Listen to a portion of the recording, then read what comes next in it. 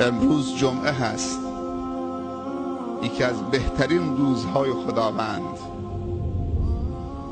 روز جمعه هدیه‌ای است از جانب پروردگار برای امت محمد صلی الله علیه و سلم. خداوند ما و شما را دوست داشته، هدیه خوبی برای ما و شما عطا فرموده. قدر نعمت جمعه را بدانیم.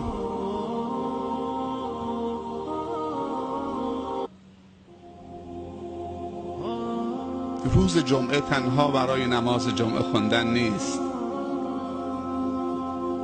برای درد دل کردن هست، برای دور هم جمع شدن هست، برای به همدیگر سلام کردن هست، برای همدیگر را در خانه خدا در روز جمعه عفو کردن، بخشیدن، حلالی طلبیدن، حلال کردن،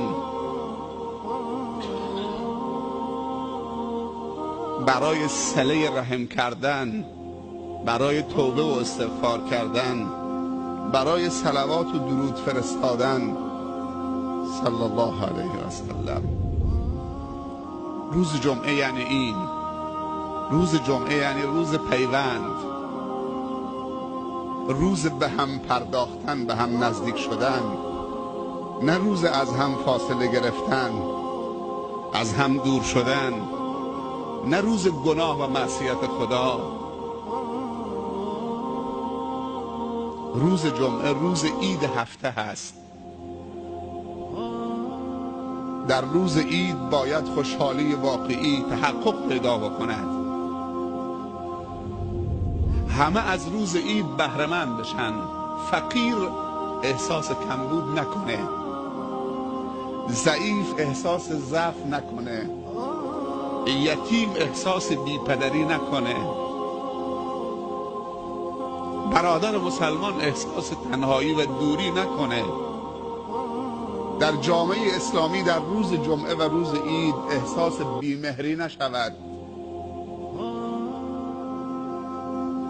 چه روز ارزشمندی خداوند برای ما قرار داده.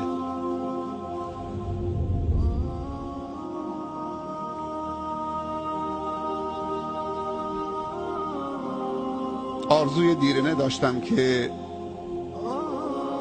در یک جمعی به خدمت شما برسم.